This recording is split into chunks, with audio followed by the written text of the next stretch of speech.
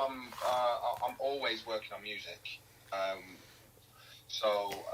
for example, over the lockdown, I put together a whole material of stuff. It's just all about packaging stuff together. I don't really write to and hoping for a hit. I just write to how I'm feeling, and if the opportunity to present itself to release, then that's what I will do at some point. But I do it for therapy more than anything. I think when you kind of, I hate saying this, but when you make it to the top, like when you get a number one hit, the only way is down, isn't it? So you kind of instead of going full throttle, you kind of tend to put the foot on the brake and try and think about why you got there, and sometimes that is not the best solution. You should just really go with the flow. For example, when Blue decided to take a break, the break was meant to be for 6 months, and then it ended up turning into 6 years. And within that time, I was signed by the label, because it was in my contract anyway that they had first option on anything solo. And they asked me to go into the studio, and then I came out of Sanctuary. And then, I'll be honest with you as well about that whole project. Basically, our record label works that they will estimate what they think you're going to sell. They estimated me to sell 30,000 records. And that album ended up doing something like 900,000. So that was the record that I put together, which I wanted to be forever green, instead of me trying to fit into the scene of R&B and be this guy that everyone thought I was going to be. I wanted to make something that was more powerful in the sense of the way Bill Withers spoke to me through his music. I wanted to do the same through mine. And then when that was so successful, I was then put under pressure by the label to write Grace, the second album.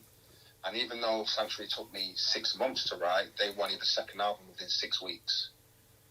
So after that pressure, it then took me 11 years to write Smile. So I decided to take that pressure off myself, and plus the game was actually changing. The internet was becoming a live thing. It was a brand new thing about YouTube, and then all of a sudden, these musical platforms were coming out of nowhere, and it was just hard for me to gauge on how to actually promote my music, especially because I was getting older, and I think at radio you have to be a certain age, a certain criteria to fit on certain stations. So when politics comes into it, it's not about the music anymore. You kind of overthink things, and I think that's what I did.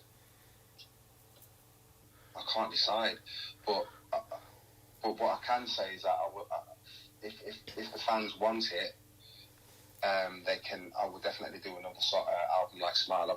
I have got an album's worth of material ready to go, but I've also got an album's worth of material, an EP worth of material on the more Drakey, up-to-date sounding stuff as well, where the stuff that, like, when it comes to Smile, Grace and Sanctuary, they're kind of more acoustic guitar based, and then the production goes around it, so you can still play it in 10 years time. But I've also got stuff that I could release today that would fit into the music today, and also hip hop stuff as well. So I think it all goes hand in hand when you're a writer. But in answer to your question, yeah, I could release a fourth solo album of material in that genre for sure. I'd say experiences that other people have. I can listen to somebody's who's had a bad day today and turn that into a song. So yeah, I mean, a lot of my material is all based on my own life experiences or something that I've heard from someone that's close to me, and I think that's the best inspiration you can get, and I think that's the one that connects with people the most. The pandemic has really put a spanner in the works for everybody in the music industry and the entertainment business. So everything is up in the air at the minute. I mean, it's great hearing like the JLS just got signed to BNG and that they've got tour announced and stuff like that. So it would be great to come back, and especially because this year's our 20th anniversary, so it'd be great to mark that with something. But you know, through COVID and not being able to see each other and stuff like that, it's been really, really difficult. But you know, we speak to each other every day, or you know, have Zooms, and, you know, WhatsApp chats on a daily basis. So, but yeah, that would be a dream come true, to be honest, to be able to tour the UK again. But you know, who knows what's around the corner? All we can do is just live for today, really. We were going flat, or who was messing up, or you missed that harmony. Where was you? And listening back to it, I was like, have you done something to these vocals? Because this sounds really good. Do you know what I mean? Like, compared to like the All Rise tour, when I can hear a lot of the time we were flat or something like that. But yeah, that was just like the best feeling. So I do think if we were to ever tour, we would sound, you know, even better, because we're older, we're much more comfortable in our skin, and I think we'd have a really good time with the fans as well, especially, to, you know, bring back some memories for everyone. I'm not going to lie about that. When you get to go out on the road and do what I managed to do that on my first tour with Sanctuary, I did a theatre tour. It was the best. It was one of the best times of my life, I've got to say. So, you know, going on the road and being able to do what you love doing it on a daily basis, I mean, that's the dream, to be honest. So, yeah, I'd love to. You convinced me to do it. You know, she had this kid that she'd spotted, and she needed some guidance in how to get him into the industry. And I just sort of had a word with my wife, and we thought of our future, and where does she, you know, my wife worked in the city, so she looked after, you know, she worked for a trading company, so she looked after 60 guys on the floor.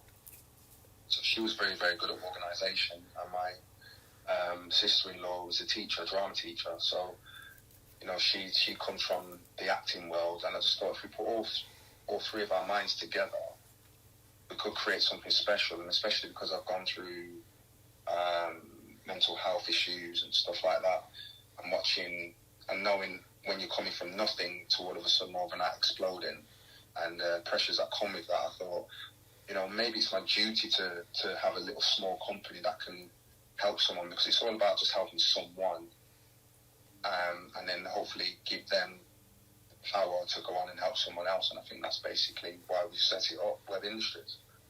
And now we've grown into what we've grown into, and you know, we're flying at the minute. So, you know, inshallah, as they say, or God willing.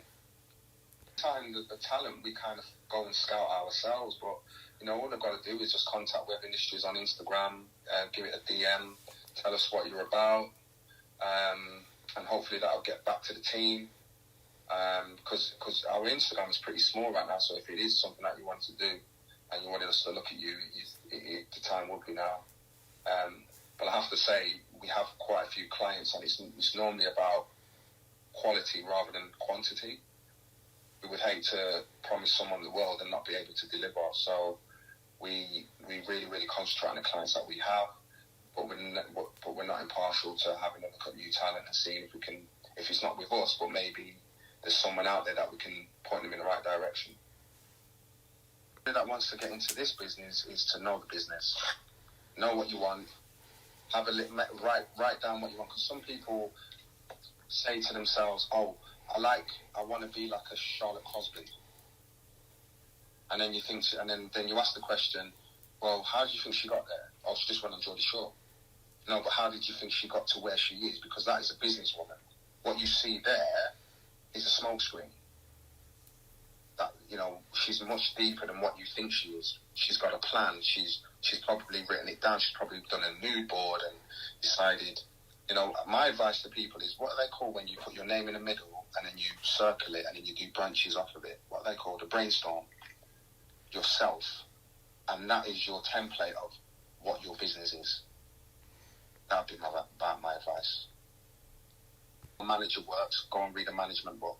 If you don't know how production works, read a production book, or go and read or go and watch a seminar.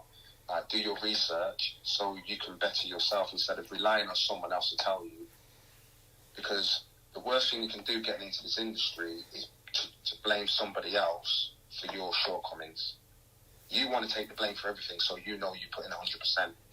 It's very easy to go, I didn't make it because my manager was shit, or I didn't make it because of that. I think we're a society where we want to pass the buck rather than looking at ourselves and saying, no, actually, I could have done better for myself. And I think I'm at that age now where I've realised that. So that's my advice to any young person trying to come up. Brand, I mean, I've not really thought about it. It's not something that, if it was possible, then yeah. But I mean, I do work alongside Active Water. I am a big believer in hydration. I think water is so important. There's a lot of people that don't drink water at all. I know there's a certain generation that would rather drink vodka or whiskey than hydrate. So I think spreading the message of healthy eating and healthy drinking is what I want to do. I'm addicted to sugar.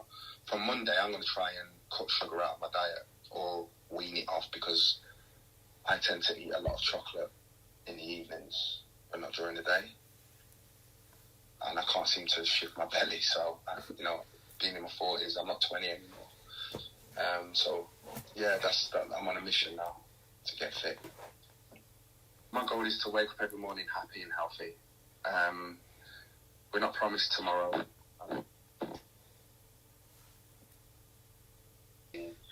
And they don't know how to get to this destination, so they stress out about figuring it out, when sometimes the simple things in life are the best things in life. And I believe that you are never given anything that you don't need. I just want to be happy and have a healthy family. Like I said, I'm in my 40s now. There's things I don't need. I don't need a fancy car, but what I do want is a roof over my head, so that my children are able to reap the rewards off the back of that, and just give them better opportunities. Career highlights. Wow. Looking at my wall. Meeting Michael Jackson and having dinner with Michael. Meeting the Manchester United squad with Cristiano Ronaldo in there. Rubbing shoulders with,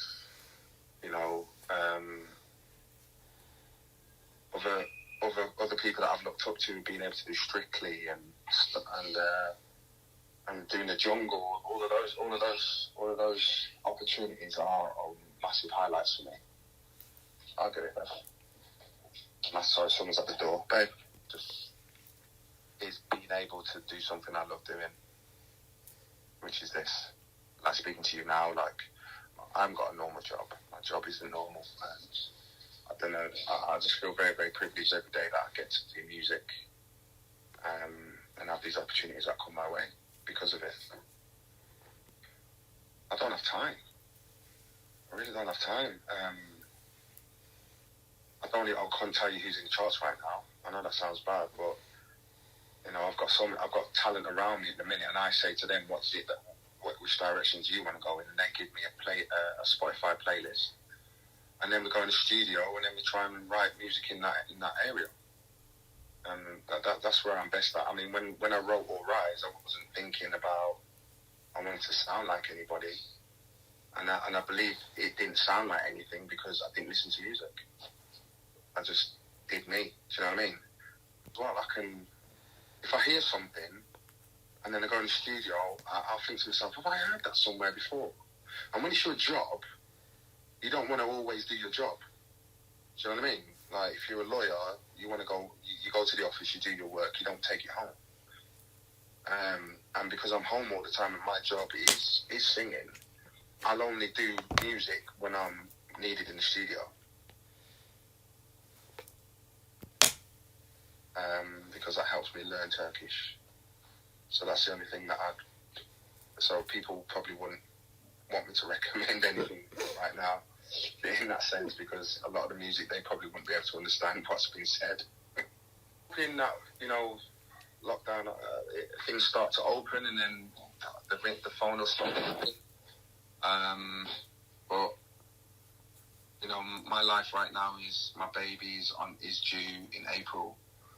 I plan to be there, for at least the first 6 months. So, you know, with the business thriving the way it is, I'm able to do what I need to do and stay home. And that is my job now for the next 6 months is my baby and my family. For all of your support.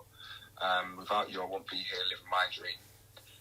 I hope that I give you the inspiration to go out and at least have a good day on a daily basis. And thank you for staying safe and keep supporting, keep watching, and hopefully, you know, something will be coming your way pretty soon. Maybe sooner than anyone thinks. Maybe sooner than I think. But most of all, stay safe and one love.